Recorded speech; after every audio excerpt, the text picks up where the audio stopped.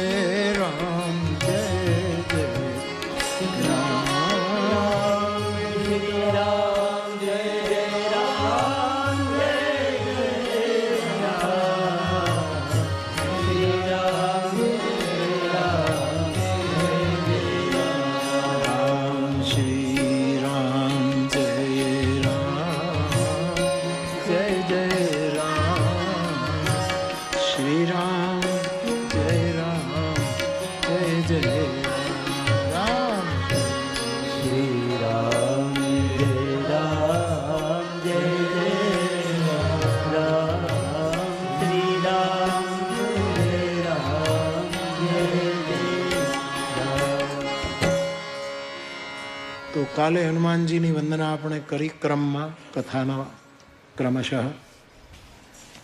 પછી સીતારામજીની વંદના છે અને પછી રામ નામની વંદના તુલસીદાસજીએ કરી છે. બહુ મોટું પ્રકરણ છે, આપ સૌ જાણો છો. ભગવાન રામના ઘણા નામો છે. મહાભારતમાં વિષ્ણુ ભગવાનના 1000 નામ તો ઓલરેડી છે જ. આપણે ગામડામાં પણ આપણે ગાતા હોઈએ છીએ કે હરિ તારા નામ છે 1000, ત્યાં નામે લખવી કંકોત્રી. હરિ તારા નામે 1000, ત્યાં નામે લખવી કંકોત્રી. અને રોજ રોજ બદલે મુકામ, ત્યાં ગામે લખવી કંકોત્રી. રોજ રોજ બદલે મુકામ, ત્યાં ગામે લખવી કંકોત્રી. મથુરામાં મોહન તું ગોકુળ ગોવાળિયો. મથુરામાં મોહન મથુરામાં મોહન તું ગોકુળ ગોવાળિયો. મથુરામાં મોહન તું ગોકુળ ગોવાળિયો. અને દ્વારિકાનો રાજા રણ છોડ, ત્યાં નામે લખવી કંકોત્રી. દ્વારિકામાં રાજા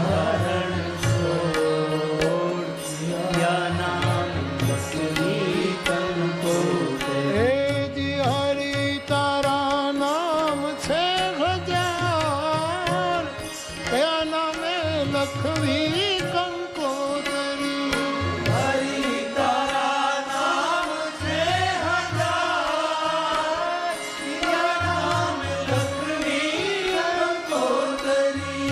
રોજ રોજ બદલે મુકામ, ત્યાં નામે લખવી કંકોત્રી.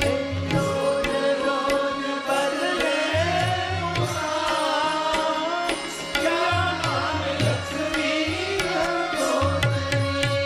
આપણે ત્યાં ભગવાન વિષ્ણુના 1000 નામ.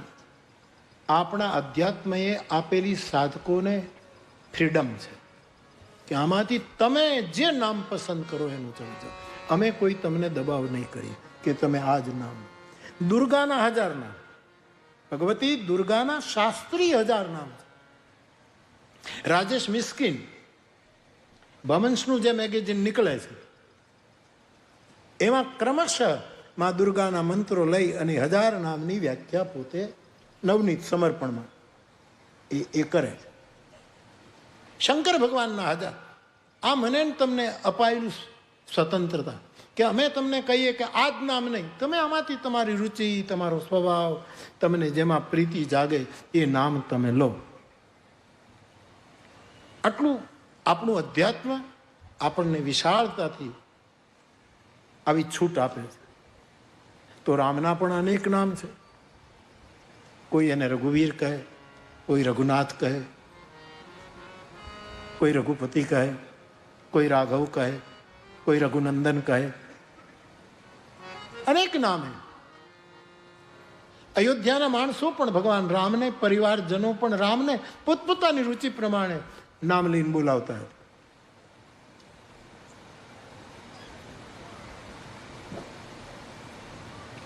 પરંતુ ગોસ્વામીજી કહે છે એ બધા જ નામોમાં તુલસીનો પોતાનો મત છે, એ બધા જ નામો મહાન છે, એમાં કોઈ નાનું મોટું નથી.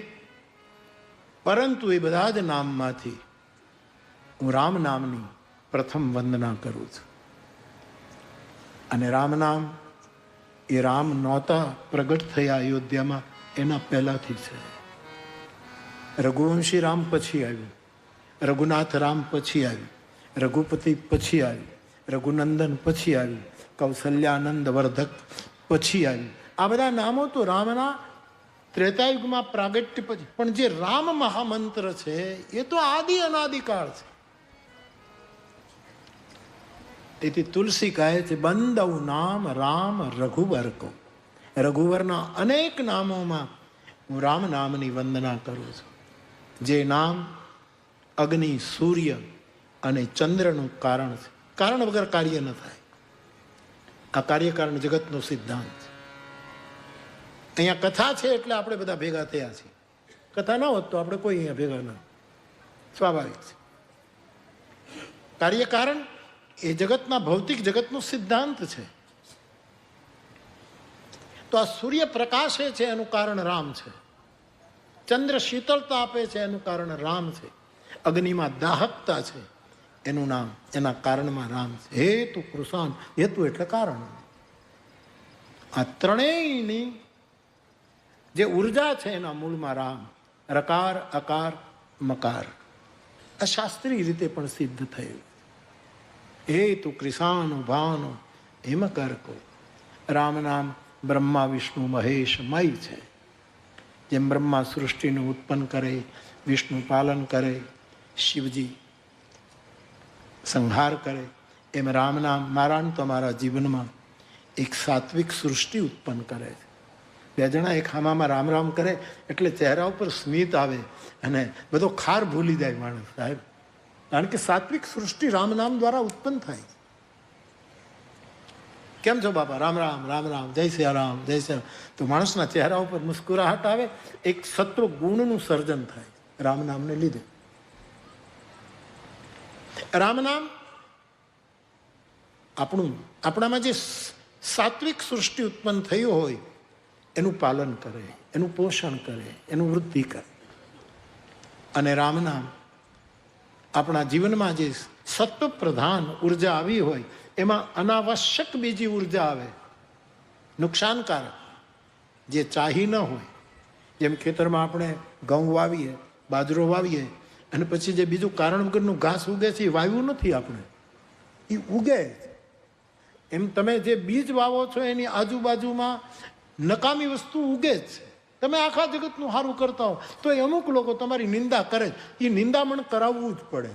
એટલે આપણે ખેતરમાં નિંદામણ કરાવીએ છીએ કે ભાઈ તમે આજે અમારે નકામું ઊભું થયું છે, તમને 100 રૂપિયા મજૂરી આપશું, રોટલો આપશું, તમે નિંદા કર્યા કરો અને અમારો બાજરાનો છોડ મબલક પાક આપ્યા કરે. એટલે કબીર સાહેબે તો એમ કહ્યું નિંદકને નજીક રાખો, એને ભાડે મકાન અપાવો, તમારી બાજુમાં રાખો કે રોજ તમારી સફાઈ કર્યા કરે, નિંદા કર્યા. નિંદાથી ડરવું નહીં. સાપેક્ષ છે નિંદા ને સ્તુતિ. આ બાજુ કરો તો નિંદા, આ બાજુ કરો તો સ્તુતિ. એ સાપેક્ષ છે. આખો આઈન્સ્ટીનનો સિદ્ધાંત લાગુ પડે. ભાઈ તમારી નિંદા થાય તો સ્તુતિ પણ અમુક વર્ગ કરતો હશે, અમુક વર્ગ સ્તુતિ કરતો હશે, તો અમુક વર્ગ નિંદા. આનાથી કાંઈ આપણે ચિંતા કરવાનું હોય જ નહીં. પણ આપણે જીવ છીએ એટલે આપણને અસર થાય. પણ જેણે રામ નામ લીધું હશે, રામ નામ શું તાળી લાગી. દર્શીઓ એમને ન બોલે. જેને રામ નામની સાથે તાળી લાગી એના શરીરમાં બધા તીર્થો આવે છે. આવું મેં તો કહે. રામ નામ ઉપાસકની આજુબાજુમાં જાઓ તો 68 તીર્થની જાત્રા થઈ જાય સાહેબ. 68 તીર્થ. રામ નામ શું તાળી લાગી સકલ તીર્થ એના મનમાં નહીં તનમાં. વૈષ્ણવ જન તો તેને કહીએ જે પીડ પરાઈ. ત્યાં મહેતાને રામ નામ જ યાદ આવ્યું. આદિ અનાદિ એ પરમ તત્વને પુકારવાનું એક સંજ્ઞા છે કે પરમ તત્વને પુકારવા માટે કંઈક તો જોઈએ. અને એ પુકારવા માટે જે શબ્દ બ્રહ્મ છે એ રામ છે. તો બ્રહ્મા વિષ્ણુ મહેશ મય છે. સૂર્ય ચંદ્ર અને અગ્નિના પ્રકાશનું કારણ રામ નામ છે. પહેલા મારા ભાઈ બહેનો, રામ એ નામ છે. આપણે ગામડાની બહેનો દીકરીઓ ગામડાના એ કીર્તનો બહુ બહુ સીધા સાદા પણ બહુ જ સંદેશ આપતા હતા. નામ છે નાનું, એનો મહિમા બહુ મોટો. આવું આવું ગામડાની બહેનો ગાય. આમ નાખી દેવા જેવું નથી આ ગામડાના કીર્તનો. એમાં મોટો સંદેશ છે. રા અને મ બે અક્ષરો, 2.5 અક્ષર છે. કાનો લગાડો એટલે સીધું 2.5 અક્ષર. કબીરનું આ 2.5 આખર છે. રામના સત્ય પણ 2.5 આખર છે. પ્રેમ પણ 2.5 આખર છે. તો સ્પષ્ટ 2.5 આખર પ્રેમ કા. તો રામ નામ જે છે બાપ એ આદિ અનાદિકાળ. હું કહું અને પેલું નથી. અને તમારે તમારા ઈષ્ટદેવનું જ નામ લેવાનું. પણ અહીંયા જે વાત આવી છે મારે તમારા કાન સુધી પહોંચાડવી. બાકી આપે જે તમારો ઈષ્ટદેવ હોય, તમારા ગુરુએ જે નામ દાન આપ્યું હોય, જગદંબાનું નામ લો, અરે કોઈ પણ નામ લો ને. કબીરા કુવા એક હૈ પનિહારી અનેક, બર્તન સબ ન્યારે ભયે પાણી સબ મેં એક. કોઈ પણ નામ, પરંતુ તમે નક્કી ન કરો તો વ્યાસપીઠ તમને ગાંઠ બળાવે છે કે હરિનામ, કૃષ્ણ નામ, શિવ નામ, દુર્ગા નામ, કોઈ પણ સાહેબ મારો રામ આવો નાનો નથી. હા, એને અનંત અવકાશ એનામાં હમાઈ જાય છે. એવું રામ તત્વ બહુ વિશાળ છે, સંકીર્ણ. અને આપણે પ્રવાસ સાહેબનો શેર છે ને, એ રામ કોઈ દૂસરો કા હોગા મેરા રામ તો નહીં.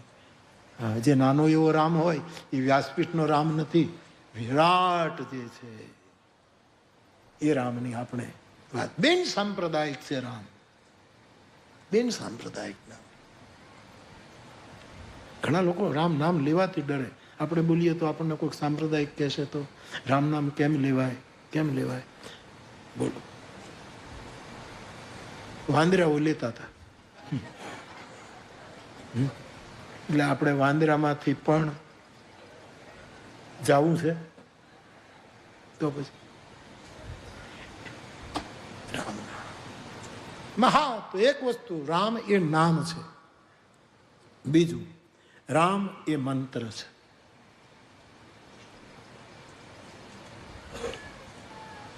થોડાક લક્ષણો આપ સમજી લો રામ નામ. એક તો પહેલા નામ છે રઘુવરનું. બંદવ નામ રામ નામ લખ્યું છે એનું નામ છે. રઘુવીરનું એક નામ રામ, એક નામ છે. બીજું એ મંત્ર છે. મંત્ર સમજીને ઋષિ મુનિઓએ રામ નામનો જાપ કર્યો છે કે આ ખાલી નામ નથી, મંત્ર છે. ભગવાન શંકર એ જ રામ નામને, એ જ મંત્રને મહામંત્રની બુદ્ધિથી જપે છે. મહામંત્ર જોઈ જપત મહેશુ. તો ત્રીજી પરિભાષા છે એ મહામંત્ર છે રામનામ. ચોથી પરિભાષા છે એ પરમ મંત્ર છે. રામ નામ પરમ. પરમ પછી શું?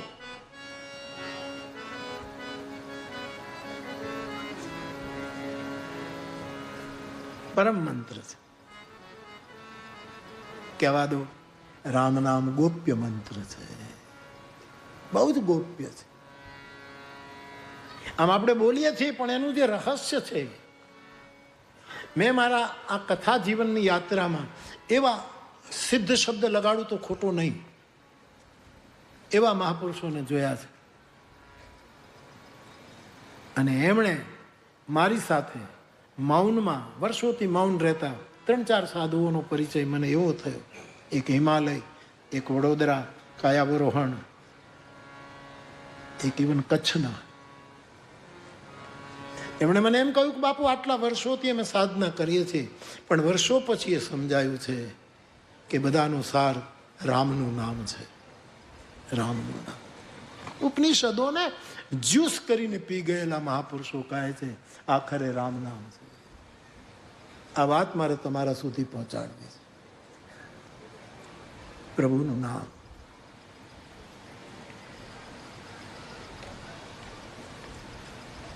ચૈતન્ય મહાપ્રભુ કેટલા શાસ્ત્ર સંપન્ન મહાપુરુષ, ગૌરાંગ. પણ જ્યારે હરિબોલ આ નામનું પેલું થયું, બધા શાસ્ત્રો એને ગંગામાં ફેંકી દીધા છે અને કેવલ હરિબોલ હરિબોલ. કારણ કે એને દેખાયું કે તમામ શાસ્ત્રોનો સાર તો પરમાત્માનું નામ છે. સુખાવસાને ઇદમેવ સારમ, દુઃખાવસાને ઇદમેવ જ્ઞેયમ, દેહાવસાને ઇદમેવ જાપ્યમ, ગોવિંદ દામો ધર્માદ. તો રામ એ નામ છે, રામ એ મંત્ર છે, રામ એ મહામંત્ર છે, રામ એ પરમ મંત્ર છે, રામ એ ગૌપ્ય મંત્ર છે, રામ એ ઉદાર મંત્ર છે. એના જેવું ઉદાર એહી મહા રઘુપતિ શું ઉદારા નામ. આટલું નામ, રામ નામ જેટલું કોઈ ઉદાર નથી. ઉદાર. ઉપનિષદમાં જાઉં તો રામ નામ તારક મંત્ર છે. એ તારક મંત્ર.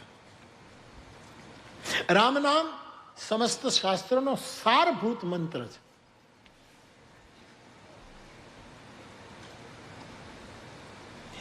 રામ નામ શાંતિ આપનારો મંત્ર છે, આરામ આપનારો મંત્ર. જો આનંદ સિંધુ સુખ રાશિ, સી કરતે ત્રૈલોક સુપાસી, સો સુખધામ રામ અસનામા. મને તમને નહીં, અખિલ લોકદાયક. રામ વિશ્રામ આપનારું નામ છે. આમ બધું શાસ્ત્ર કહે. અર્જુને ભગવાન કૃષ્ણને કહ્યું કે મને શાંતિ નથી. બોલો, જાગૃત અવસ્થામાં શાંતિ નથી, સ્વપ્નમાં શાંતિ નથી, સુષુપ્તિમાં શાંતિ. મને કંઈક કહો, હું અશાંત. ગીતામાં આવે છે આ બધું. ગીતામાં તો શાંતિ ક્યારે ક્યારે, એક તો કીધું ત્યાગથી શાંતિ મળે. લ્યો હાલો, તમારે શાંતિ જોઈએ, ત્યાગથી તમને શાંતિ મળે. અમારે તુલસીદાસજી એક નાનકડો ગ્રંથ લખ્યો વૈરાગ સંદીપની, એમાં શાંતિના મંત્રો લખ્યા કે શાંતિ કઈ રીતે પ્રાપ્ત થાય. જ્યારે અર્જુને કહ્યું કે જાગૃત અવસ્થામાં પણ શાંત નથી, સુષુપ્તિમાં નથી, સ્વપ્નમાં પણ, તુર્યાવસ્થા તો બહુ દૂરની વાત, પણ આ ત્રણમાં મને ક્યાંય. કારણ કે ઘણી વખત માણસને સપના એવા આવે છે કે અશાંત થઈ જાય માણસ. એ તો સારું છે જાગી જાય એટલે પછી, નહીં તો અંદર તો કેટલું એવા સપના આવે, સપનામાં શાંતિ નહીં, કાંઈકનું કાંઈક નીકળે. હાંઢિયા આવે આપણી સામે, કચ્છના રણમાંથી ઊંટો આવે, બોતડાઓ આવે ને આપણે ડોક ઉપર મોઢા રાખે, એટલે આપણે શાંતિ. સપનામાં શાંતિ નથી. અર્જુન કહે જાગૃતમાં તો છે જ નહીં. આ ઉપાધિ, આ ઉપાધિ, આ ઉપાધિ. જાગૃતમાં ઇવન સુષુપ્તિમાં પણ શાંતિ નથી. આવું એ કહે છે, હે ગોવિંદ મને શાંતિ આપ. ભોક્તારમ યજ્ઞ તપસા. કૃષ્ણ ત્યાં ભોક્તારમનો બધા જ ભાષ્યકારોએ અર્થ એ કર્યો કે યજ્ઞ અને તપસ્યાનો ભોક્તા એક, પણ ભુક્ત શબ્દનો સંસ્કૃતમાં અર્થ થાય છે રક્ષા કરું છું. જે યજ્ઞ અને તપ કરશે એની રક્ષા હું કરીશ, એને હું શાંતિ આપીશ. જાગૃત અવસ્થામાં જે યજ્ઞ કરશે અને તપ કરશે એને અર્જુન હું શાંતિ આપીશ. ભોક્તારમ યજ્ઞ તપસા. અથવા તો મને સર્વલોક જ્ઞાતવામાં, મને સર્વલોકનો મહેશ્વર જે માનશે એને હું સપનામાં શાંતિ આપી. કે હાંડિયો આવ્યો એ મારો લોક મહેશ્વર છે.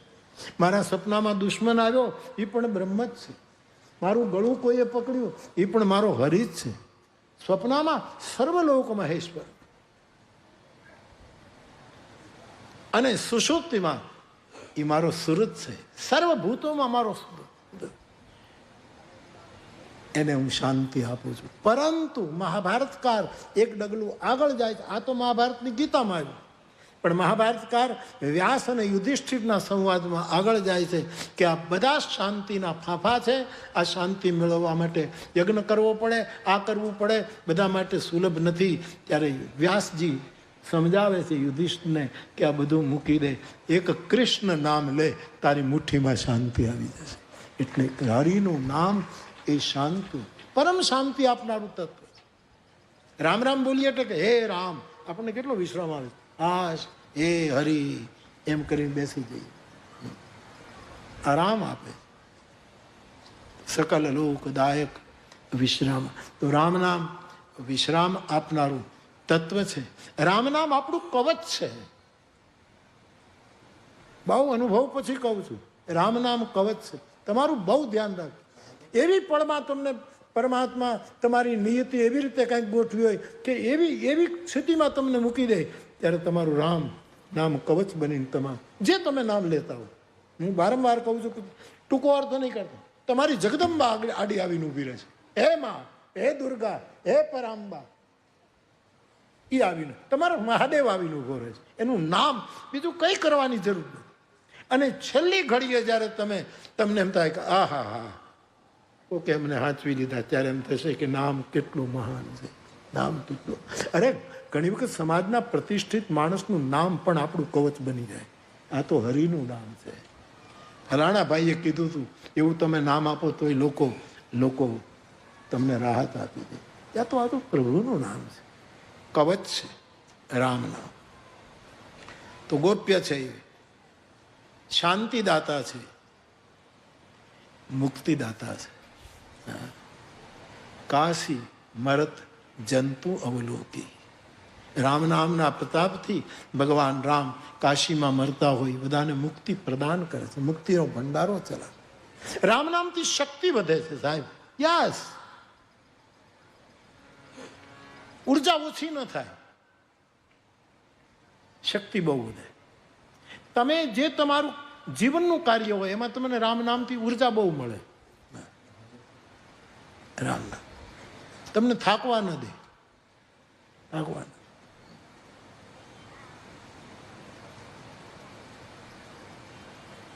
એવું રામનું નામ અનેક વિધા છે રામ નામની. એવા નામનું ખૂબ મોટું વર્ણન તુલસીદાસજીએ કર્યું છે કે શંકર ભગવાન મહામંત્ર સમજી રામ નામનો 24 કલાક જાપ કરે. ભજનાનંદી મહાપુરુષોનું રામ નામ 5 રીતે ચાલતું હોય છે.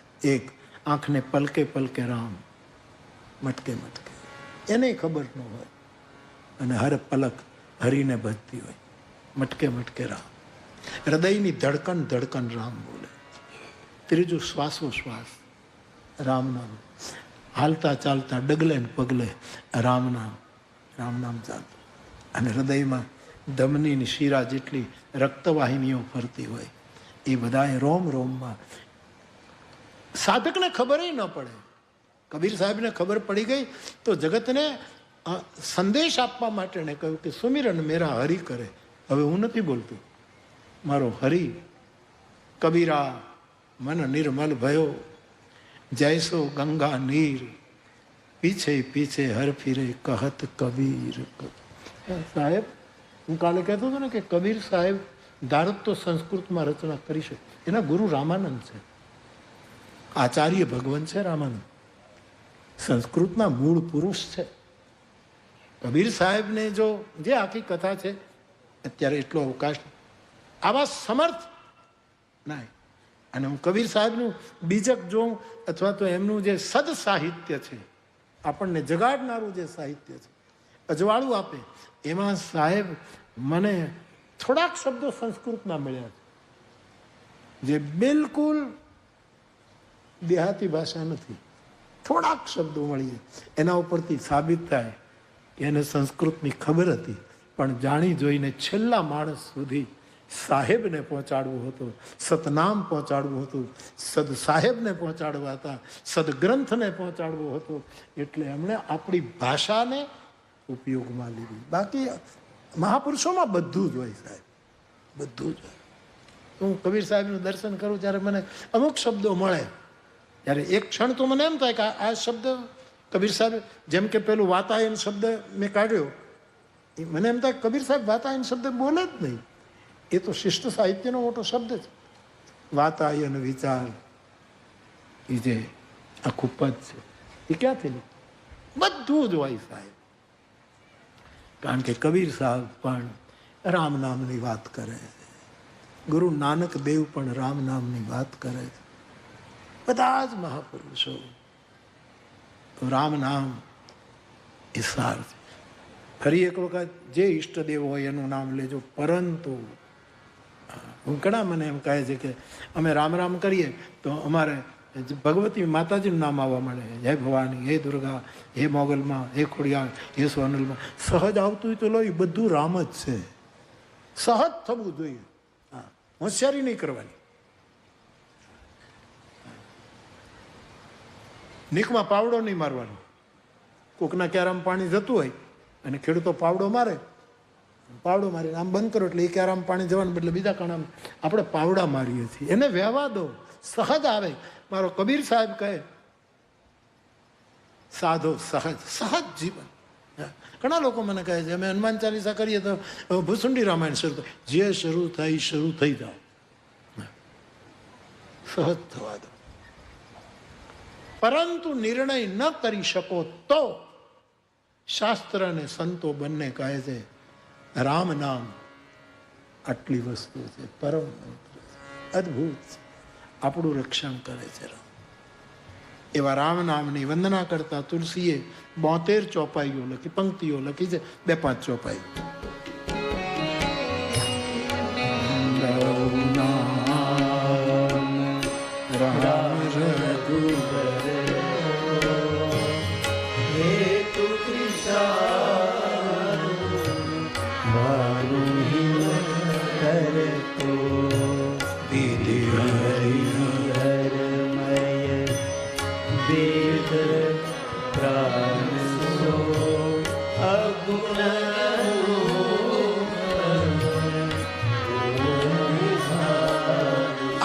ઘડિયાળમાં 3 કાંટા હોય, બરાબર?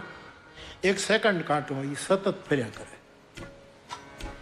પછી 1 રાઉન્ડ પૂરો કરે એટલે ઓલો જે મિનિટીયો કાંટો હોય એ 1 ટપકેથી બીજે ટપકે જાય, બરાબર?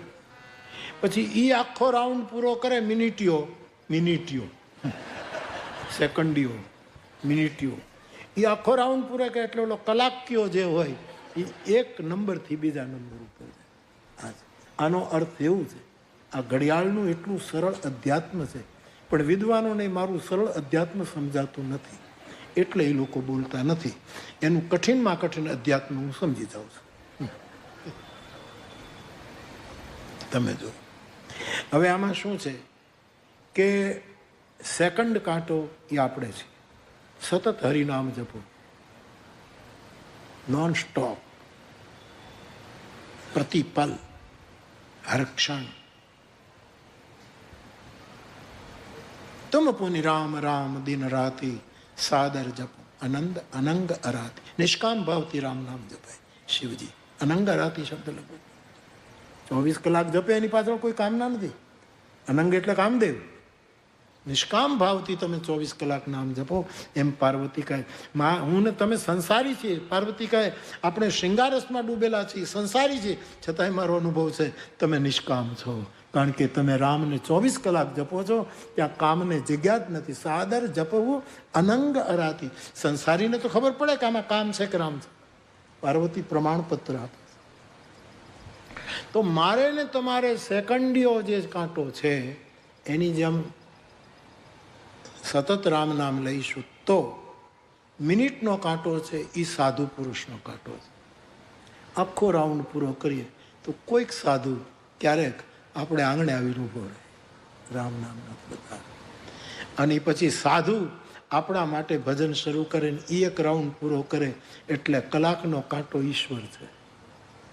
ઈશ્વર આવી અને સમય મારો સાધ છે વાલા, કરું હું તો કાલા વાલા, આવીને બોલે. પણ હવે આપણે શું આખી ઘડિયાળ ફેરવી નાખી, આખું ઊંધું કરી. માણસ છીએ ને, માણસ જેવો કોઈ માણસ નહીં. અરે શું જીભ છે, આમે બોલાય છે, આમે બોલાય છે. હવે આમાં શું કર્યું? ઈશ્વરને આપણે સેકન્ડીઓ કાંટો કરી દીધો. તું અમારા માટે બધું કર્યા કરે, તું અમારા માટે બધું કર્યા. અમારા ભગવાન કેવું બધું કરવું, પણ એક તું કરે, એક હું કરું. પાંડુરંગ દાદા કહેતા, અડધું અડધું વેચી લઈ.